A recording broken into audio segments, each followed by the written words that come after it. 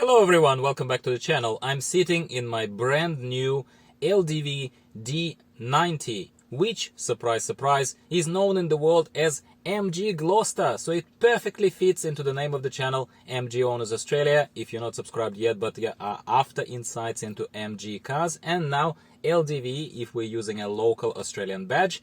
Please subscribe while I have your attention.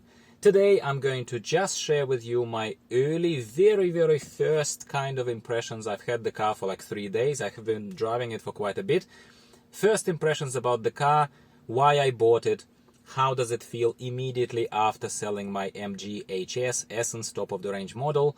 So let's talk about it.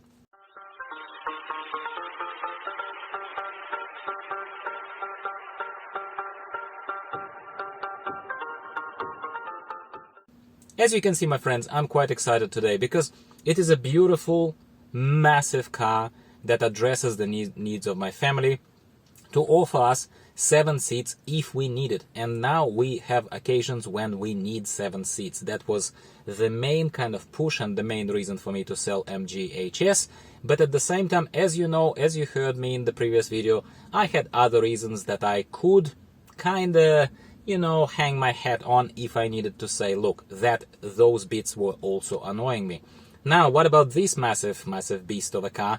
Well, first of all, as I shared to you in the video that wasn't as popular on my channel, because I guess not many of you are Jeep drivers, but I already shared with you some of the thoughts that probably resonated at least with some of my audience, that I like sitting really high and I like feeling bigger on the road. It gives me a sense of safety and it gives me a kind of, hard to argue, better visibility in tight traffic. It just does. This car gives me exactly the same feeling. Exactly the same feeling at a very different price bracket, which we are not going to dive into too much. All I can tell you is that I bought this car for as much as I sold my MG HS for.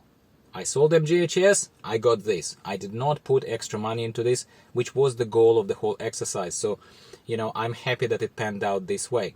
What are the first impressions? Well, quite obviously, it's a massive blimp of a car.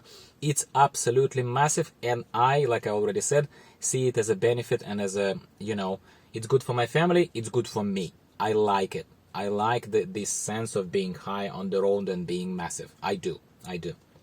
What about the specs and stuff? Well, look, this particular car, the one I could find in stock, first of all, that was a hard thing already, in Sydney right now in March 2022, there is no stock anywhere. You have to wait for cars. Yes, it's getting better, but you still have to wait for cars. But I managed to get this one absolutely brand new, but this is a base model. I haven't gone for a base model, well, for a while now. My Jeep was Golden Eagle, my MG HS was top of the range. Now this is absolutely base model. What do you get with this base model, my friends? Well, this is a turbo petrol engine, 2 liter if I'm not mistaken. It is, look, it's a massive car and a lot of weight it carries. That's why it might feel a little bit, especially on the start, as soon as you start moving. First impression is that it doesn't give you that much power. But I'm not a racer and you have to be insane to race in an SUV and expect the SUV in mid $30,000 Australian price range to perform like, I don't know, Lamborghini Urus or something like that, right? So as long as you pick the right tool for the right job, which I feel like I did, you probably will not be disappointed, same as I am not disappointed so far. Yes, I can tell that as much as, to be honest, as much as there is value, you can see that there is quite a bit of value other than size. Panels are quite nice. Plastic seems to be fairly solid. I mean, if I press on it, plastic starts creaking a tiny bit here in the central panel. But otherwise, these top panels are quite nice. The gear shift is leather trimmed, probably fake leather, but I don't care. The top of it is leather trimmed. The seats I thought are going to be cloth. That's what I thought in the base completation of this car. But it was a pleasant surprise that it is, again, most likely fake leather. But it is trimmed with fake leather, and it's only the inset of it that is the cloth bit. Okay, I would have preferred maybe a full leather seat, but it's not too bad. And they're quite comfortable. I drove quite a bit in town over these couple of 2-3 days.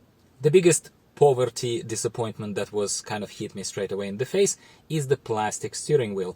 In this base model, the steering wheel is absolutely plastic, gray plastic. There are no excuses to it. It's really basic. It's not really pleasant in the hand, and it's rather thin as well.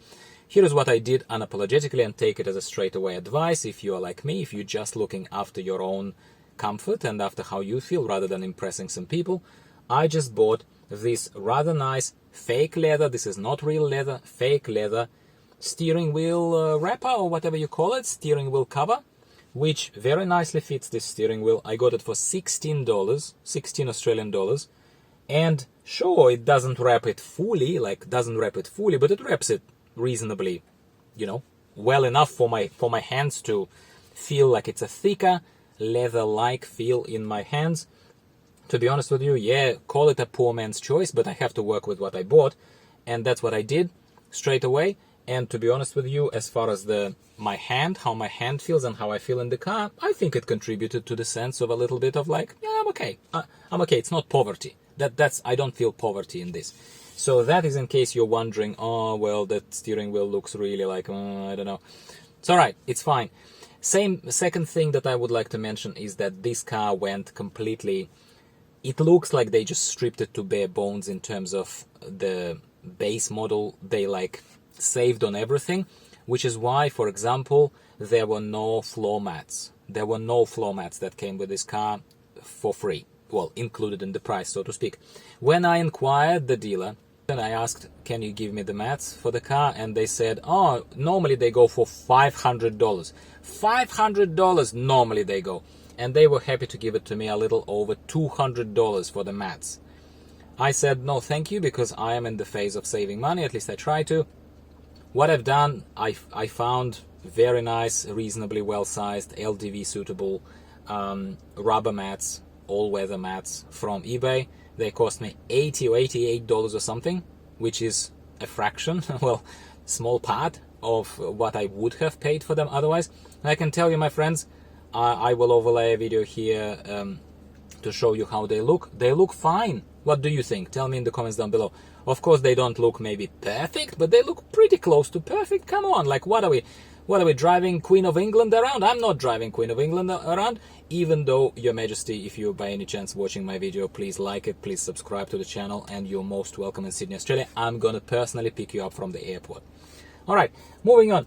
What else do I have to say? Look, I will save the extended kind of impressions, and maybe instead of bundling all these things up into these videos as I did on my MGHS, tell me in the comments down below, by the way, if you agree with this idea. But I think I will isolate the topics a little bit more. So I will talk to you about the boot space and the seats separately, and I will talk to you separately about electronics, and I will talk to you separately about the engine and power. I know I've done attempts of that with the MGHS videos, but I think that I've learned something from those. I don't think the format was particularly good. So I'm going to try to do something similar here with this car. There will be a lot more content about this car, but I'm probably not going to try and pack everything into it. Again, very quick early impressions. I'm happy. I'm happy to be bigger on the road. I'm happy to be higher on the road. I'm happy with the amount of useful space that I've gotten in the car. Massive amount of space. For camping, for people, for whatever else I need. It's a massive amount of space, and I love it. I absolutely love it. Are there some things that are cheap? Yes. There are some things that are cheap, and we're going to be talking about them next. In the next video, we're going to be talking about things that I think were cheap on dealer side. Actually, how the car was sold. It's not car's fault. It's absolutely not car's fault, just how cheap certain things are made by the dealer. Yeah, but we're going to talk about that separately. Other than that, so far, and I know it's early days, the car has done nothing wrong, and I am absolutely happy about changing it, my MGHS, into this. Talk to you very soon, my friends, probably in 4 or 5 days time, because I have a tight schedule and this is just how it lines up. So I'll be talking about the other things to you very, very soon. And yeah, goodbye for now. Like the video if you haven't liked it already. It matters. Matters for my motivation, matters for YouTube algorithm, so that it can show it to more people. And subscribe for more. This is Dimitri, MG Owners Australia. I'll see you later. Bye for now.